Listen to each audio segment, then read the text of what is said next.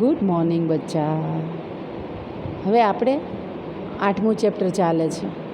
એમાં આગળ આપણે ઘણી બધી માહિતી જોઈ, બરાબર.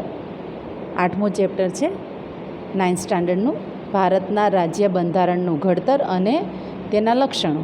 એમાં આગળ આપણે ઘણી બધી માહિતી છે એ જોઈ છે. હવે આપણે જોઈએ તો ભારતમાં કેન્દ્ર અને રાજ્યો વચ્ચે સત્તાનું સ્પષ્ટ અને વિશદ વિભાજન કરવામાં આવ્યું છે, બરાબર. તો એના માટે એ વિભાજન જે કરવામાં આવ્યું છે એમાં 3 યાદીઓ એ બંધારણમાં મૂકવામાં આવી છે. 3 યાદી આપણે જોઈએ તો એ મેઇન છે, બાકી આમ 4 થાય છે. એમાં સૌથી પહેલી આપણે જોઈએ કેન્દ્ર સંઘ યાદી, રાજ્યોની યાદી, સંયુક્ત યાદી અને લાસ્ટ છે શેષ સત્તાઓ, બરાબર. હવે એમાં સૌથી પહેલાં આપણે જોઈએ કે કેન્દ્ર સંઘ યાદી. હવે કેન્દ્રનું નામ આવે એટલે આપણને તમને બધાને આઈડિયા છે કે આ રાજ્ય સિવાયની વાત કરે છે, કે જ્યાંથી આખો દેશ જકડાયેલો છે, જેના દ્વારા એ કેન્દ્ર એટલે કે દિલ્હી ગવર્મેન્ટ, બરાબર. તો ત્યાં કઈ કઈ અને કેટલી યાદી છે ને એ યાદીનું કયું કયું કાર્ય થાય છે એ આપણે જોવાનું છે. તો એમાં આપણે જોઈએ કેન્દ્ર એટલે કે સંઘ યાદી કહેવાય એને. સંઘ યાદીમાં કુલ 97 જેટલા વિષયોનો સમાવેશ થાય છે. એટલે 97 વિષય ઉપર એ મંથન અને કાર્ય કરે છે. તો એટલે અંડરલાઇન કરજો, 97 જેટલા વિષયોનો સંઘ યાદીમાં સમાવેશ કરવામાં આવ્યો છે. જેમાં કાયદો ઘડવાની સંપૂર્ણ સત્તા સંસદ ધરાવે છે. જે પણ કાંઈ નિયમ બનાવવા હોય, કાયદો ઘડવો હોય, એ સંપૂર્ણ જવાબદારી સંસદ ઉપર ડિપેન્ડ્સ છે. સંરક્ષણ, વિદેશી બાબતો, અણુશક્તિ, નાણું, વીમો, બેન્કિંગ, તાર ટપાલ, રેલવે જેવા રાષ્ટ્રીય મહત્ત્વ ધરાવતા ક્ષેત્રોમાં કેન્દ્ર સર્વોપરી સત્તા ધરાવે છે. અત્યારે તમને બધાને ખબર છે, એક ઉદાહરણ આપું તો, કે આપણા ઘણી બધી એસટીની બસ સિવાય તે અલગ બસો છે પ્રાઇવેટ. તો તમે ક્યાંય એવું સાંભળ્યું કે ટ્રેન સરકારી સિવાય પ્રાઇવેટ ટ્રેનો શરૂ થઈ હોય? નથી, બરાબર ને. એ બધું સરકાર હસ્તક છે અને એ બધું કોઈ રાજ્ય નથી સંભાળતું. આ બધાના જેટલા નામ બોલી એ બધું કેન્દ્ર ગવર્મેન્ટ થ્રુ કાર્ય ચાલે છે. એટલે 97 પ્રકારની સત્તા એ કેન્દ્ર હસ્તક છે, બરાબર. અને એ કેન્દ્ર એનું સંચાલન કરે છે, એના નિયમો ઘડે છે, અમુક કાયદા બનાવે છે. એ બધું જ કેન્દ્ર સરકાર થ્રુ છે. એટલે બેન્કિંગનું કાર્ય છે, સંરક્ષણ માટેનું કાર્ય છે, બરાબર. વીમો, અણુશક્તિ, નાણું, આ બધું જ બેન્કિંગ થ્રુ સંઘ યાદી દ્વારા ચાલે છે. એટલે કે કેન્દ્ર સરકાર એની અંદર સૌથી વધારે કાર્ય કરતી જોવા મળે છે. એટલે સર્વોપરી કહી શકાય. હવે આપણે આ તો તમને ક્લિયર કટ થઈ ગયું કે 97 યાદીમાં કોનો સમાવેશ થાય છે, જણાવો.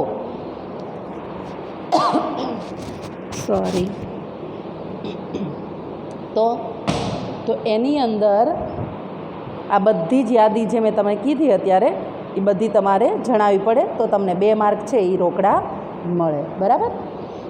હવે આપણે જોઈએ રાજ્યોની યાદી. ઓલી હતી કેન્દ્રની યાદી, એટલે કે દિલ્હી ગવર્મેન્ટ, કે જેના થ્રુ આખું ભારતનું સંચાલન થાય છે. દરેક રાજ્ય એની સાથે સંકળાયેલું છે, બરાબર. એટલે એ દરેક રાજ્ય સુધી કાર્ય પહોંચાડે છે. હવે એની અંદર આપણે સેકન્ડ જોઈએ તો રાજ્યોની યાદી, એટલે કે દરેક સ્ટેટ, આપણા 29 સ્ટેટ છે એ એના માટેના નિયમો. તો એને કેટલી વિષયો ફાળવવામાં આવ્યા છે? તો કે જેમાં રાજ્યોની યાદીમાં 66 વિષયોનો સમાવેશ કરવામાં આવ્યો છે. આ ટીક કરજો. જેમના પર કાયદો ઘડવાની સંપૂર્ણ સત્તા રાજ્યોની ધારાસભાઓ એટલે કે વિધાનસભા ગૃહો ધરાવે છે. શું છે કે ભાઈ રાજ્યોની કાયદો ઘડવાની સંપૂર્ણ સત્તા ખાલી જગ્યા ધરાવે છે. રાજ્યના કાયદા ઘડવાની સંપૂર્ણ સત્તા ખાલી જગ્યા ધરાવે છે. એટલે ધારાસભાઓ અથવા તો વિધાન સભાઓ એ નિયમ માટે કાર્યરત છે. કાયદો અને વ્યવસ્થા, શિક્ષણ, સ્થાનિક સ્વરાજ્યની સંસ્થાઓ, કૃષિ, સિંચાઈ, આરોગ્ય, ભૂમિ રાજ્યોનો આંતરિક વેપાર, વાણિજ્ય વિષયક સેવાઓનો સમાવેશ એ રાજ્ય યાદીની અંદર કરી શકાય છે. જેમ કેમ કેન્દ્રની અંદર બધું આવ્યું કે સંરક્ષણ ને અણુશક્તિ ને નાણું ને વીમો ને બેન્કિંગ, એમ રાજ્ય પાસે કેટલી યાદી છે? તો કે ભાઈ રાજ્ય પાસે એ કૃષિ, સિંચાઈ, આરોગ્ય, ભૂમિ, શિક્ષણ, સ્થાનિક સ્વરાજ્યની સંસ્થાઓ, આંતરિક વેપાર, વાણિજ્ય વિષયક સેવાઓનો સમાવેશ એ રાજ્ય યાદીની અંદર થાય છે. એટલે રાજ્ય છે એ આટલા યાદીનું સંચાલન એ પોતે એના કાયદો બનાવી શકે છે, એના નિયમો બનાવી શકે છે અને એના ઉપર એ કાર્યરત હોય છે. જો કેન્દ્રને લાગે કે રાજ્યમાં કાયદો અને વ્યવસ્થા પડી ભાંગ્યા છે તો રાજ્યની સંમતિ સાથે કે રાજ્યની મરજી વિરુદ્ધ જઈને કેન્દ્ર તે રાજ્યમાં કેન્દ્રીય અનામત પોલીસ દળોને મોકલી શકે છે. બરાબર? એટલે રાજ્ય કેટલું બધું કાર્ય કરી શકે છે એ તમે આગળ જોયું. પણ એની અંદર જો એવું લાગે કે કેન્દ્રને એવું લાગે કે રાજ્યમાં કાયદો અને વ્યવસ્થા પડી ભાંગ્યા છે, એટલે કે ફોર એક્ઝામ્પલ તો કે રૂપાણી સરકાર જે અત્યારે બીજેપીની સરકાર છે એમાં રૂપાણી સંચાલક છે, આપણા મુખ્યમંત્રી છે, એમાં જો વ્યવસ્થિત સંચાલન ન ચાલતું હોય અને પ્રજા એના વિરોધમાં જતી રહી હોય તો કેન્દ્ર સીધું શાસન એના હસ્તક લઈ લે છે. એટલે સંપૂર્ણ જવાબદારી રાજ્યની નથી હોતી કે ભાઈ ચાલો આમ બધું સરખું કરી નાખશું ને આમને તેમને કેન્દ્ર સુધી ન પહોંચે. ના, કેન્દ્ર બધી જગ્યા ઉપર મોખરે છે, પણ અમુક સત્તાઓ આપી છે. પણ અમુક સત્તામાં તે વ્યવસ્થિત ચલાવવું રાજ્ય એ સત્તા પાછી પણ મહત્ત્વતા ધરાવે છે. એટલે જો એવું લાગે તો રાજ્ય પાસેથી એ સત્તા કેન્દ્ર એની અંદર પોતે પોતાનું કાર્ય બજાવી અને એ વ્યવસ્થા જે પડી ભાંગી છે એને પોતાના હસ્તક લઈ શકે છે. તો રાજ્યની સંમતિ સાથે કે રાજ્યની મરજી વિરુદ્ધ જઈને કેન્દ્ર તે રાજ્યમાં કેન્દ્રીય અનામત પોલીસ દળનો મોકલી શકે છે. બરાબર? રાજ્યના વિરોધમાં જઈને પણ જનહિત માટે એ પોલીસ દળની વ્યવસ્થા પણ કરી શકે છે. એટલે આ થઈ બે કેન્દ્ર યાદીમાં કોનો સમાવેશ થાય, કેટલી યાદીનો, પછી રાજ્યોની યાદીમાં કેટલી યાદીનો સમાવેશ થાય એ તમે જોયું. બરાબર? તો હવે આપણે જોઈએ થર્ડ, સંયુક્ત યાદી. તો સંયુક્ત યાદીની અંદર કઈ રીતે આખું સંચાલન ચાલે છે? તો એમાં સંયુક્ત યાદીમાં 47 જેટલા વિષયોનો સમાવેશ કરવામાં આવ્યો છે, જેમના પર કાયદો ઘડવાની સત્તા કેન્દ્ર અને રાજ્યો બંને ધરાવે છે. સંયુક્ત તો જ કહી શકાય ને, બેયની સત્તા ચાલતી હોય. તો એવી કેટલી છે? તો કે 47 વિષયો છે, એવા 47 પ્રશ્નો છે કે એ બંને મળીને કાર્ય કરે છે. બંને એ કેન્દ્ર અને રાજ્ય બંને ધરાવે છે. પરંતુ જ્યારે રાજ્યોના કાયદામાં વિવાદ કે સંઘર્ષ ઊભો થાય ત્યારે ત્યાં કેન્દ્રનો કાયદો ચડિયાતો અને સર્વોપરી ગણાય છે. કારણ કે એ તો સ્વાભાવિક છે કે આખા ભારતનું મેન સંચાલન કોણ? તો કે કેન્દ્ર છે. કોણ? તો કે દિલ્હી ગવર્મેન્ટ છે. એટલે કદાચ રાજ્યની અમુક મિસ્ટેક થઈ હોય તો પણ ભલે એ બેયનું સમવાય તંત્ર ચાલે છે, પણ છતાંય તે એમાં સર્વોપરી તો કેન્દ્ર જ રહે છે, કેન્દ્ર જ ગણાય છે. આમ સમવાય તંત્રમાં કેન્દ્રને સંયુક્ત યાદીમાં પણ વિશેષ સત્તાઓ આપી છે. એટલે સમવાય તંત્ર ચાલે છે બે સહિયારું, પણ છતાંય તે એને એક સ્થાન આપેલું છે, એનું પોતાનું એક મક્કમ એની હોદ્દો છે કે એ ગમે તે કાર્ય કરી શકે છે. આ યાદીમાં દીવાની અને ફોજદારી બાબતો, લગ્ન, છૂટાછેડા અને ભરણપોષણ, શિક્ષણ, આર્થિક આયોજન, વ્યાપારી સંઘો વગેરેનો સમાવેશ એ સંયુક્ત યાદીની અંદર કરવામાં આવ્યો છે. એટલે આટલું તમને ક્લિયર કટ થઈ ગયું. 3 માર્કનો પ્રશ્ન પૂછવામાં આવે કે આખું કેન્દ્ર યાદી, રાજ્ય યાદી અને સંયુક્ત યાદી વિસ્તારથી સમજાવો, અથવા તો કેન્દ્ર યાદી સમજાવો 2 માર્ક, અથવા તો રાજ્ય યાદી સમજાવો 2 માર્ક. તો તમને 2 માર્કવાળા તમે પાકા કરો એટલે તમારો આખો 3 માર્કનો ક્વેશ્ચન તમને પ્રાપ્ત થઈ જાય. બરાબર? તો આ રીતે આખું સંચાલન છે એ આખું 3 યાદીના બંધારણમાં મૂકી અને આખું કાર્ય સંભાળવામાં આવે છે. કેન્દ્ર યાદી, રાજ્યોની યાદી અને સંયુક્ત યાદી. હવે આપણે જોઈએ શેષ સત્તાઓ. બરાબર? જે વિષયોમાં કેન્દ્ર અને રાજ્યો વચ્ચે સત્તાની સ્પષ્ટ વહેંચણી થઈ શકી ન હોય વધારાની સત્તાઓ, બરાબર, વહેંચણી થઈ ન હોય તે વિષયોનો સમાવેશ શેષ સત્તાઓમાં કરવામાં આવ્યો છે. આમાં એક ક્વેશ્ચન આવે કે શેષ સત્તા એટલે શું? તો કે ભાઈ રાજ્યો, કેન્દ્ર અને રાજ્ય વચ્ચે સત્તાની સ્પષ્ટ વહેંચણી ન થઈ કે ભાઈ ચલો આટલા નિયમ હું રાખું છું અને આટલા નિયમ તમારે, એવી સ્પષ્ટતા ન થઈ હોય, થઈ શકી ન હોય તે વિષયોનો સમાવેશ એ શેષ સત્તાઓમાં કરવામાં આવ્યો છે. આ વધારાના વિષયો કે શેષ સત્તાઓમાં કાયદો ઘડવાની કે તેમાં ફેરફાર કરવાની સંપૂર્ણ સત્તા કેન્દ્ર સરકારને એટલે કે સંસદને જવાબદાર છે. એટલે તમે વિચાર કરો બાળકો, બધી જગ્યા ઉપર મોખરે તો કેન્દ્ર જ આવે છે. એટલે આખા દેશનું રિમોટ કંટ્રોલ કોને ગણી શકીએ આપણે?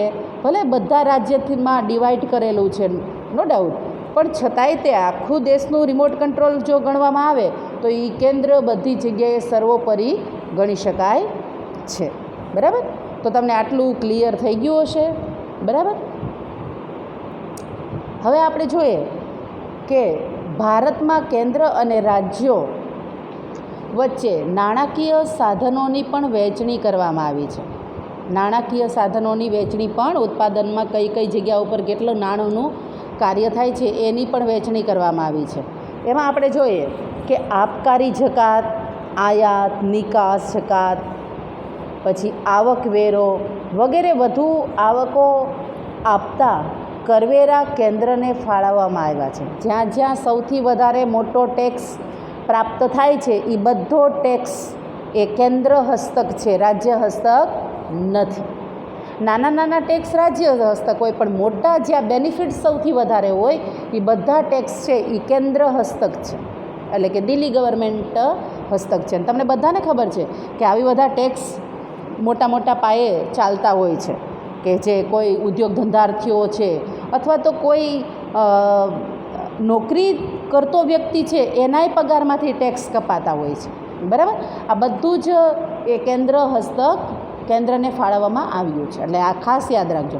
જ્યારે વેચાણ વેરો જો એમ આવશે કે કેન્દ્ર હસ્તક કઈ કયા નાણાકીય સાધનોની ફાળવણી કરવામાં આવી છે, તો કે ભાઈ આબકારી જકાત, આયાત નિકાસ જકાત, આવકવેરો વગેરે વધુ આવકો આપતા કરવેરા એ કેન્દ્રને ફાળવવામાં આવ્યા છે. 2 માર્ક રોકડા, એટલે અંડરલાઇન કરજો. કેન્દ્રને કયા કયા સાધનો ફાળવવામાં આવ્યા છે, નાણાકીય સાધનો, તો આટલા આવશે. બરાબર? હવે જ્યારે વેચાણ વેરો, મનોરંજન વેરો, મહેસૂલ, શિક્ષણ વેરો જેવી ઓછી આવકો ધરાવતા સાધનો રાજ્યોને ફાળવવામાં આવ્યા છે. આની અંદર એટલું બધું બેનિફિટ્સ નથી. એટલે રાજ્ય હસ્તક એ જે પણ આપણે ટિકિટ ખરીદીને આપણે મનોરંજન પ્રાપ્ત કરીએ છીએ, પછી તો કે ભાઈ શિક્ષણ પ્રાપ્ત કરીએ છીએ, પછી તો કે ભાઈ અમુક એવા વેરા ભરતા હોઈએ છીએ, બધું જ નાના પાયાના વેરા છે એ રાજ્યને ફાળવવામાં આવ્યા છે. હવે આમાં એમાંય ક્વેશ્ચન આવે કે રાજ્યને કયા કયા સાધનો ફાળવવામાં આવ્યા છે, નાણાકીય સાધનો, તો એની અંદર આવશે કયા કયા, તો કે ભાઈ વેચાણ વેરો, મનોરંજન વેરો, મહેસૂલ, શિક્ષણ વેરો જેવી ઓછી આવકો ધરાવતા સાધનો રાજ્યોને ફાળવવામાં આવ્યા છે. એટલે આ 2 માર્ક રોકડા થઈ જાય. ઉપરનો ક્વેશ્ચન અલગ અને નીચેનો ક્વેશ્ચન પણ અલગ છે. તેથી રાજ્યોએ કેન્દ્ર પાસેથી ગ્રાન્ટ સ્વરૂપે આર્થિક સહાયનો આધાર રાખવો પડે છે. અમુક કાર્ય માટે સરકાર, કેન્દ્ર સરકાર રાજ્યને ગ્રાન્ટ આપે છે. ગ્રાન્ટ એટલે કે પૈસો આપે છે. અમુક કાર્ય માટે પૈસો એને ફાળવવામાં આવ્યો છે દરેક રાજ્યને. કારણ કે મોટા મોટા બિલ તો કોણ ખાય છે, મોટા મોટા ટેક્સ કોણ લે છે, તો કે કેન્દ્ર. તો નાના નાના ટેક્સ કોના હાથમાં છે, તો કે રાજ્યના. તો રાજ્યને જ્યાં પૈસો ખૂટે છે ત્યાં એ કોના પાસેથી હાથ લંબાવે છે, તો કે એ બધું જ કાર્ય એને કોની પાસેથી, તો કે ગ્રાન્ટ લઈ અને કેન્દ્ર સરકાર પાસેથી એ પૈસો પાસ કરાવવાનો હોય છે. કે ચાલો ભાઈ અમારે આ કાર્ય રાજ્યની અંદર કરવું છે, તો અમારી ગ્રાન્ટ, અમારો ખર્ચો આટલો, અમારું આમ એ આખી માહિતી છે એ ટેન્ડર ભરી અને ઉપર સુધી, એટલે કે રાજ્ય સરકાર કેન્દ્ર સરકાર સુધી પહોંચાડે છે. અને એના ઉપર મનોમંથન કરવામાં આવે છે, ઘણું બધું રીડિંગ કરવામાં આવે છે, અને પછી એ ગ્રાન્ટ છે એ પાસ થતી હોય છે, એટલે કે પૈસો એને પ્રાપ્ત થતો હોય છે. એટલે આ તમને ક્લિયર કટ સમજાઈ ગયું હશે. અને તેથી જ રાજ્યોએ કેન્દ્ર પાસેથી ગ્રાન્ટ સ્વરૂપે આર્થિક સહાયનો આધાર રાખવો પડે છે. એટલે ક્યાંય સર્વોપરી રાજ્ય છે નહીં. સર્વોપરી કોણ છે? તો કે કેન્દ્ર. કેન્દ્ર બધાને દબાવીને રાખે છે. હવે આપણે જોઈએ કટોકટી વેળા એકતંત્રીય વ્યવસ્થા. બરાબર, પહેલું આપણે જોયું હતું ને આગળ જે કે ભાઈ 4 પોઈન્ટ્સ આપણે જોયા હતા. બરાબર, શેના? તો કે બંધારણના મૂળભૂત લક્ષણો. તો એ 4 જોયા ને, 4મું જે છે ને મજબૂત કેન્દ્રવાળું સમવાય તંત્ર, એની અંદર આ 4નો સમાવેશ થાય છે. કોનો? કેન્દ્ર યાદી, રાજ્યોની યાદી, સંયુક્ત યાદી અને શેષ સત્તા. બરાબર, હવે એ 4 ચોથું છે, એના પછી 5મું છે કટોકટી વેળા એકતંત્રીય વ્યવસ્થા.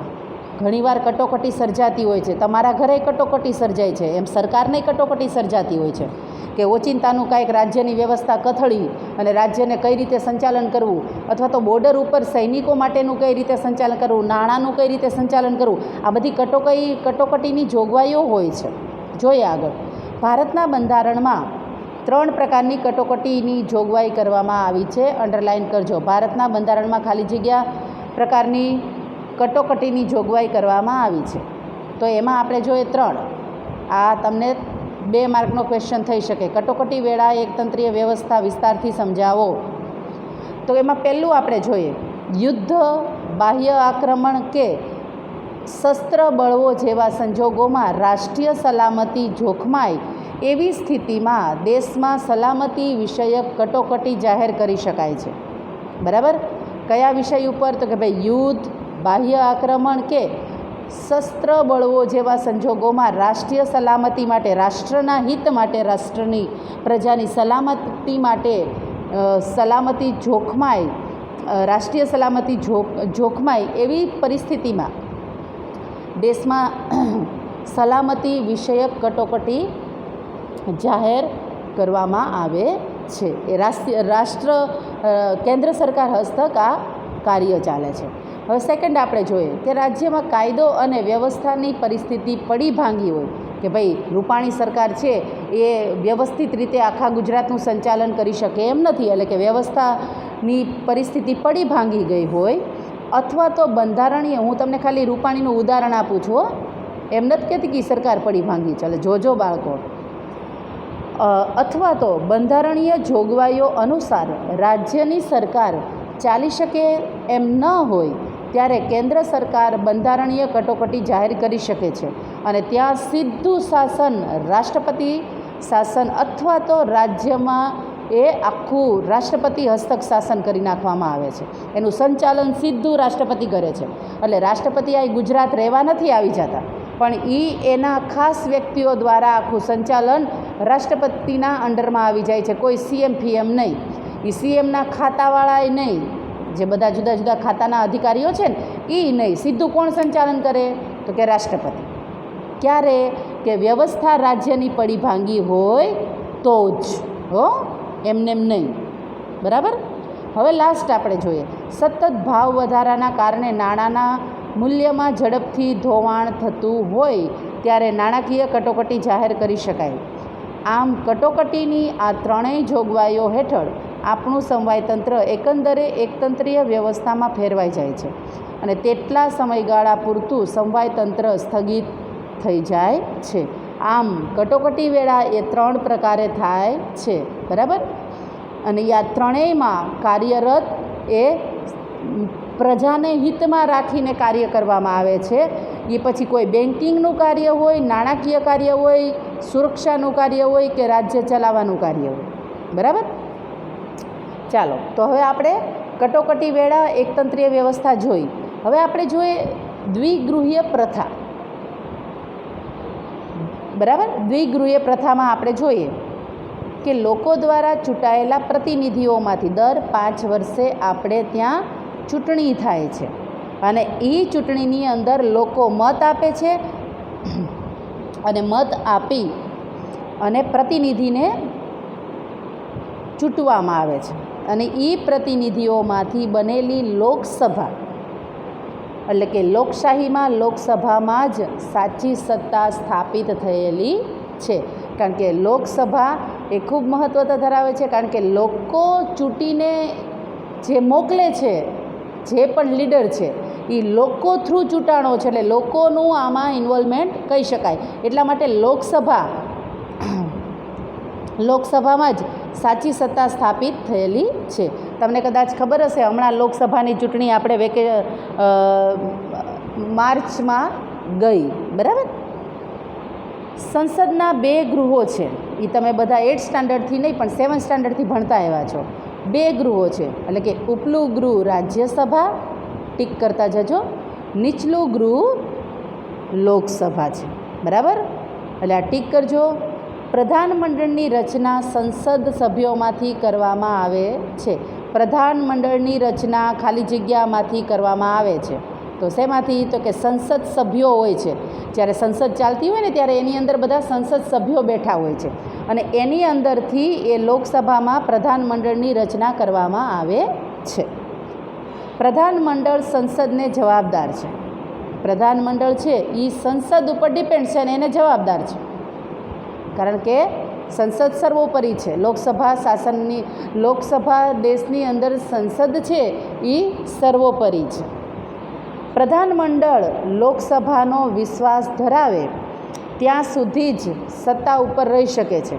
સ્વાભાવિક છે, બરાબર, કે પ્રધાનમંડળ લોકોનો વિશ્વાસ, જો જીતુભાઈ વાઘાણી આપણને આપણા માટે યોગ્ય કાર્ય ન કરે, બરાબર, તો આપણે તરત જ સેકન્ડ ટાઈમ જીતુભાઈને જીતાડવા કે ન જીતાડવા એ આપણે વિચારીએ છીએ. આ તો હું તમને એક્ઝામ્પલ આપું છું, બાળકો જોજો, બરાબર, કે ભાઈ સેકન્ડ ટાઈમ વિચારે ને દરેક, કારણ કે લોકો ઉપર ડિપેન્ડ્સ છે જે પણ ચૂંટાય છે એ. એટલે જો એનું કાર્ય સારું એવું હશે, લોકોના હિતમાં હશે, લોકોને સાંભળ્યા હશે, લોકોને મળ્યા હશે, લોકોના દુઃખ દર્દ દૂર કર્યા હશે, એની રિક્વાયરમેન્ટ પૂરી કરી હશે, તો એ લોકો છે એ વ્યક્તિ માટે વિચારશે, એને મત આપવા માટે મંથન કરશે. એટલે વિશ્વાસ પહેલાં પ્રધાનમંડળે લોકસભાનો વિશ્વાસ ધરાવે ત્યાં સુધી જ એ સત્તા ઉપર રહી શકે છે. જેવા જીતુભાઈ આડા જુદી દિશાની અંદર ફંટાઈ જાય, બરાબર, તો પછી વિશ્વાસ લોકોનો જીતી શકતા નથી. એટલે એ પછી શું થઈ જાય? તો એ જીતુભાઈનું પછી ઠનઠન ગોપાલ થઈ જાય ને ઘરે વયું જવું પડે, બરાબર. હવે આપણે જોઈએ આગળ. સંસદીય સરકાર એ સંયુક્ત જવાબદારીના સિદ્ધાંત ઉપર કામ કરે છે. સંસદીય સરકાર એ સંયુક્ત જવાબદારી, એટલે કે સંયુક્ત ચાલતી જવાબદારી, લોકસભા, સંસદ ને વિધાનસભા, એના દ્વારા ચાલતી એના સિદ્ધાંત ઉપર એ કાર્ય કરે છે. પ્રધાનમંડળમાં અત્યંત મહત્ત્વના નિર્ણયો લેવાતા હોય છે. પ્રધાનમંડળોમાં અત્યંત મહત્ત્વના નિર્ણયો લેવાતા હોય છે. કેન્દ્રમાં રાષ્ટ્રપતિના નામે નિર્ણય લેવાય છે, તથા રાજ્યમાં રાજ્યપાલ અથવા તો ગવર્નરના નામે વહીવટ ચાલતો હોવા છતાં ખરેખર સત્તા તો કેન્દ્રમાં તે વડાપ્રધાનની આગેવાની હેઠળનું પ્રધાનમંડળ અને રાજ્યોમાં મુખ્યમંત્રીના વડપણ હેઠળનું પ્રધાનમંડળ જ વહીવટી અને કારોબારી સત્તા ભોગવે છે. નામ ખાલી રાષ્ટ્રપતિ અને રાજ્યપાલ ધરાવે છે, પણ આમ જોવા જાય ડીપલી તો કેન્દ્રની અંદર વડાપ્રધાન અને એની જુદા જુદા ખાતા સોંપ્યા હોય એવા વ્યક્તિઓ, એવા પ્રધાનો એ કાર્ય સંભાળે છે. રાજ્યની અંદર મુખ્યમંત્રી અને જુદા જુદા ખાતાઓ સંભાળનારા મંત્રીઓ છે એ કારોબારી સત્તા ભોગવે છે. રાજ્યનું પ્રધાનમંડળ રાજ્યની વિધાનસભાને જવાબદાર હોય છે. રાજ્યનું પ્રધાનમંડળ ખાલી જગ્યાને જવાબદાર છે, તો કે રાજ્યની વિધાનસભાને જવાબદાર છે. અને સ્વાભાવિક છે, રાજ્ય જ્યાં નામ આવે ત્યાં એ વિધાનસભાને જ જવાબદાર હોય, કારણ કે રાજ્યની અંદર વિધાનસભા હોય છે. અને આપણી વિધાનસભા ક્યાં છે એ તમને બધાને ખબર છે, બરાબર ને. આપણા ગુજરાતની વિધાનસભા ક્યાં આવેલી છે? આ ક્વેશ્ચન છે, લખો મારા તરફથી તમને વર્કમાં, હોમવર્કમાં. લોકસભા એ કાયમી ગૃહ નથી, તેની મુદ્દત 5 વર્ષની હોય છે, બરાબર. લોકસભા કાયમી ગૃહ નથી, 5 વર્ષે ચૂંટણી આવે. જેમ હમણાં માર્ચમાં કેમ ચૂંટણી આવી, બરાબર. અને એ 5 વર્ષે જો એણે સારું કામ કર્યું હોય, પેલા શિયાળબેન, ભારતીબેન શિયાળ, તો એ પાછા બીજી વાર ચૂંટાઈને આવે, બરાબર. તો લોકસભાની કન્ટિન્યુ કાયમી નથી, બરાબર. તેની મુદત 5 વર્ષની જ હોય છે. રાજ્યસભામાં સભ્યો રાજ્યોની વિધાનસભામાં ચૂંટાઈને આવેલા ધારાસભ્યો ચૂંટે છે. શું છે કે રાજ્યોની વિધાનસભામાં ચૂંટાઈને આવેલા ધારાસભ્યો એ ચૂંટે છે અને તેઓ જે તે રાજ્યનું પ્રતિનિધિત્વ કરે છે. રાજ્યસભામાં વિવિધ ક્ષેત્રના નિષ્ણાત અનુભવી એવી 12 વ્યક્તિઓની સભ્ય તરીકેની પસંદગી રાષ્ટ્રપતિ કરે છે. રાષ્ટ્રપતિ રાજ્યની અંદર ખાલી જગ્યા વ્યક્તિઓની પસંદગી કરે છે. કેટલી? તો કે ભાઈ 12. કે એ ખાસ માણસો કોના હોય? તો કે રાષ્ટ્રપતિના હોય. રાષ્ટ્રપતિના અંડરમાં કામ કરતા હોય. દરેક નાનામાં નાની ને મોટામાં મોટી માહિતી એને રાષ્ટ્રપતિ હસ્તક પહોંચાડવાની હોય છે. કઈ રીતે સંચાલન ચાલે છે, કેટલું હિત છે પ્રજાનું, પ્રજા એનાથી ઊગી નથી ગઈ ને કે ભાઈ હવે આ સરકાર નથી ચાલે એમ, એવું કાંઈ છે ને. આ બધું જ એના હાથમાં સત્તા હોય છે આ 12 વ્યક્તિઓના. કઈ જોઈએ? રાજ્યસભા એ કાયમી ગૃહ છે. ઠીક કરજો, રાજ્યસભા એ ખાલી જગ્યા ગૃહ છે કાયમી. તેના 1/3 સભ્યો દર 2 વર્ષે નિવૃત્ત થાય છે. દર 2 વર્ષે રાજ્યસભાના ખાલી જગ્યા સભ્યો નિવૃત્ત થાય છે.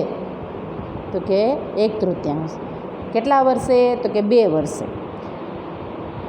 તેટલા જ સભ્યો ફરીથી ચૂંટવાને પાત્ર છે. જેટલા નિવૃત્ત થાય એટલે એની ખાલી જગ્યા પૂરાય તો પછી પાછા ચૂંટીને પાછા એને એ સ્થાન પાછું પ્રાપ્ત કરવા માટે કોઈક સંચાલન આગળ ચલાવવા માટે કોઈક વ્યક્તિની જવાબદારી તો હોય જ ને.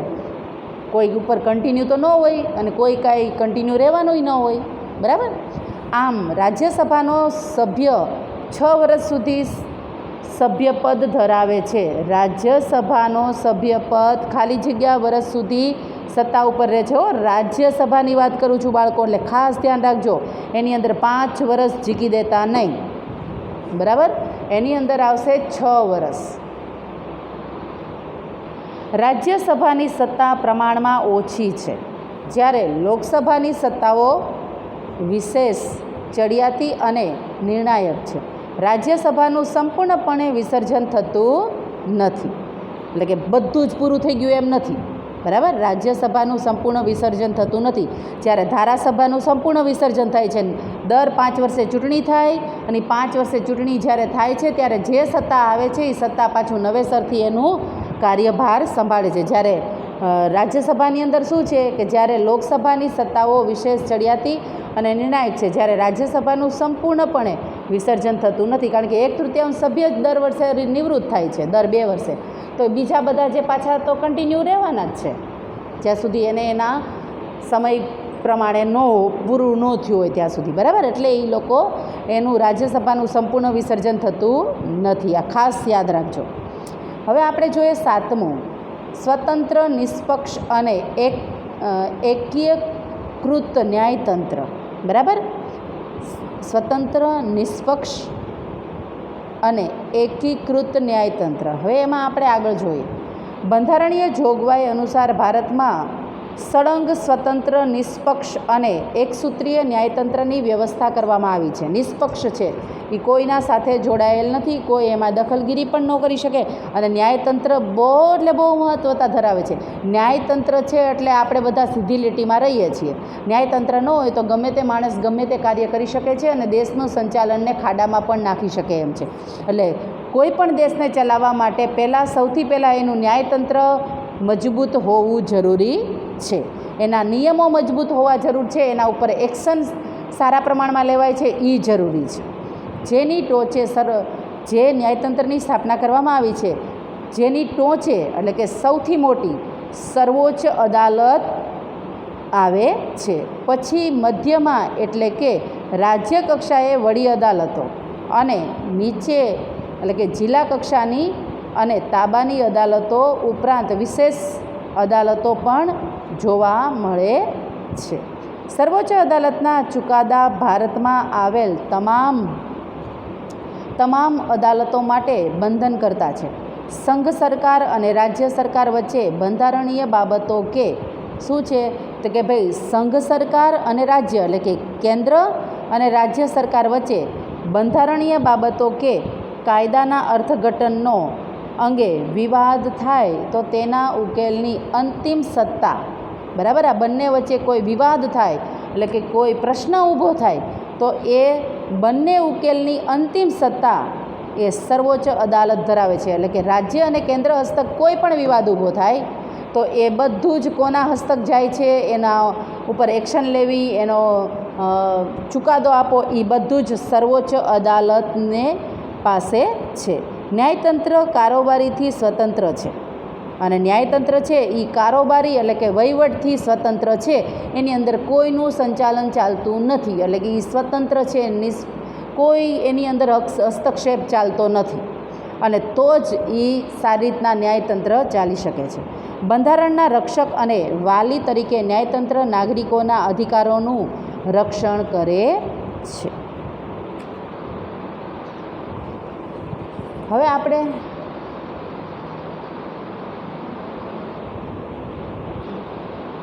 ઓકે, તો આપણે આજે આટલું રાખીએ, બરાબર. હવે બાળકો એક આગળ મેં તમને એક ક્વેશ્ચન આપેલો છે, નાનકડો એવો આપ્યો છે, એક જીકે આઈક્યુનો ક્વેશ્ચન કહી શકાય, બરાબર. એ એક ક્વેશ્ચન અને એક ક્વેશ્ચન આપું છું હું તમને કે